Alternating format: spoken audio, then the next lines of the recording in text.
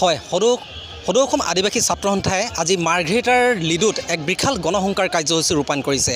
আদিবাসী লোকসকলৰ যি দীৰ্ঘদিনীয়া দাবী চাহ জনগোষ্ঠীৰ লোকসকলৰ জনজাতিকৰণ তথা মাটি ম্যাদী পট্টা প্ৰদানৰ লগতে চাহ শ্ৰমিকসকলৰ যি দৈনিক মজুৰি 351 টকালৈ বৃদ্ধি কৰা, এইসমূহ সমস্যা সমাধানৰ ক্ষেত্ৰত চৰকাৰে আজিকো প্ৰতি কোনো ধৰণৰ বিশেষ ব্যৱস্থা গ্ৰহণ নকৰাৰ পৰিপ্ৰেক্ষিতত আজি দেখা গৈছে মাৰ্ঘেৰিটা মহকুমাৰ যি লিডু বাঁহবাৰী খেলপথাৰ, এই বাঁহবাৰী খেলপথাৰত আজি সদৌ অসম আদিবাসী ছাত্ৰ সন্থাই এক বিশাল গণসংকাৰ কাৰ্যসূচী ৰূপায়ণ কৰিছে।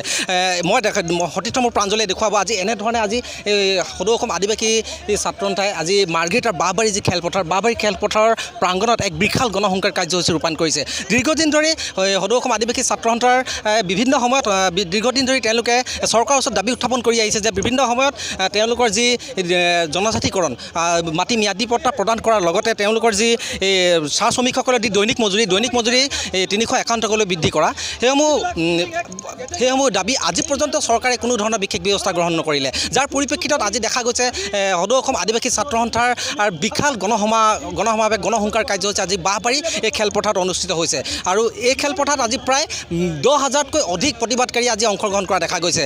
মোৰ সতীৰ্থ প্ৰাঞ্জলে ইয়াৰ সামগ্ৰিক পৰিৱেশ দেখুৱাই আছে। মই লগত এগৰাকী আছে, মই তেওঁৰ পৰা মই কিছু কথা জানিব বিচাৰিম। হয়, লেণ্ডবিলাক আছে তাৰ মাটি পট্টা পাব লাগিব, অন্যথাই এই বিজেপি চৰকাৰক আমি খুব মৰম কৰিছিলোঁ। মৰম কৰাৰ কাৰণে আমি কংগ্ৰেছ চৰকাৰে 60টা বছৰ 15টা বছৰ ৰাজত্ব কৰাৰ কাৰণে আজি তেখেতক আমি যি প্ৰতিশ্ৰুতি দিছিল কংগ্ৰেছ চৰকাৰে, কিন্তু প্ৰতিশ্ৰুতিভাগে থাকিল।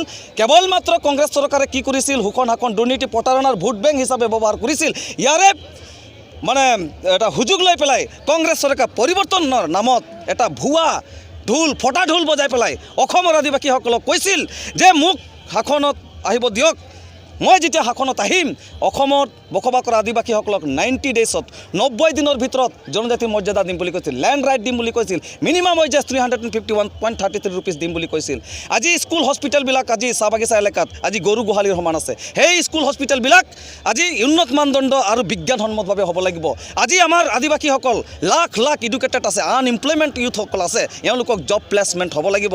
আজি আদিবাসীসকলক আজি বিভিন্ন সাংবিধানিক অধিকাৰ সুৰক্ষাৰ পৰা বঞ্চিত কৰি ৰাখিছে। বিভিন্ন জাতি জনগোষ্ঠীক অট'নমাছ কাউন্সিল দিছে, কিন্তু আজি আদিবাসীসকলক অট'নমাছ কাউন্সিল দিয়া নাই। সেইটো কাৰণে আজি আদিবাসী ছাত্ৰ সন্থা সমগ্ৰ অসমত ছেটেলাইট অট'নমাছ কাউন্সিল আমি দাবী কৰি আছোঁ। আৰু এইবিলাক দাবী যদি বৰ্তমান শাসনা দৃষ্টিত বিজেপি চৰকাৰখনে নকৰে, তেনেহ'লে বিজেপি চৰকাৰ চিৰদিনৰ কাৰণে বাই বাই। এইটো হাতত আছে কেৱল আদিবাসীৰ ওপৰত। আৰু আদিবাসী ছাত্ৰ সন্থা দৃঢ় সংকল্পৰে এইবাৰ কিন্তু 2021 চনত বিধানসভা নিৰ্বাচনত বৰ্তমান শাসনাধীশ বিজেপি চৰকাৰে হওক বা কংগ্ৰেছ চৰকাৰে হওক কেৱল মাত্ৰ আদিবাসীসকলৰ ওপৰত শোষণ শাসন দুৰ্নীতি প্ৰতাৰণা আৰু ঠগ প্ৰবঞ্চনা ললিপপ যি আমি বিচাৰোঁ পাৰ্মানেণ্ট চলিউশ্যন, কিন্তু অসম চৰকাৰে আমাক টেম্পৰাৰী চলিউশ্যন দিয়ে।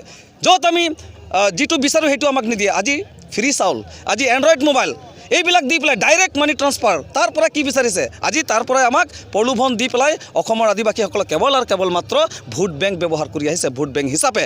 গতিকে এইবাৰ 2021 চনত স্পষ্ট কথা, আদিবাসী ছাত্ৰ সন্থা সমগ্ৰ অসমত কাক চৰকাৰ বনাম কাক চৰকাৰ নবনাম সেইটো আদিবাসী ছাত্ৰ সন্থাৰ সিদ্ধান্ত মতেহে হ'ব। হয়, দেখা গৈছে আজি এনেধৰণে মাৰ্ঘেৰিটাত যি আদিবাসী ছাত্ৰ সন্থা, মাৰ্ঘেৰিটা আদিবাসী ছাত্ৰ সন্থাই এক বিশাল প্ৰতিবাদী কাৰ্যসূচী গ্ৰহণ কৰিছে, এক উত্তাল প্ৰতিবাদ সাব্যস্ত কৰিছে। মাৰ্ঘেৰিটাৰ মহকুমাৰ যি লিডুৰ এই বাঁহবাৰী খেলপথাৰত আজি আদিবাসী ছাত্ৰ সন্থাৰ বিষয়ববীয়াসকলে আজি বিশাল গণসংকাৰ কাৰ্যসূচী ৰূপায়ণৰ যোগেদি চৰকাৰক ইতিমধ্যে তেওঁলোকে দাবী জনাইছে যে তেওঁলোকৰ যি দীৰ্ঘদিনীয়া দাবী, তেওঁলোকৰ যি জনজাতিকৰণ, তেওঁলোকৰ যি মাটি ম্যাদী পট্টা প্ৰদান কৰা, তেওঁলোকৰ যি দীৰ্ঘদিনীয়া চাহ জনগোষ্ঠীৰ লোকসকলৰ যি দৈনিক মজুৰি 351 টকালৈ বৃদ্ধি কৰা, এইসমূহ দাবী যদি তেওঁলোকে শীঘ্ৰেই যদি চৰকাৰে যদি উচিত ব্যৱস্থা গ্ৰহণ নকৰে, তেনেহ'লে অনাগত দিনত তেওঁলোকে আদিবাসী ছাত্ৰ সন্থাই এক বিক্ষোভ কাৰ্যসূচী পালন কৰিব পাৰে বুলি তেওঁলোকে হুংকাৰ প্ৰদান কৰিছে। মোৰ সতীৰ্থ প্ৰাঞ্জলৰ সৈতে উজ্জ্বল চৌধুৰী, ঈশান নিউজ।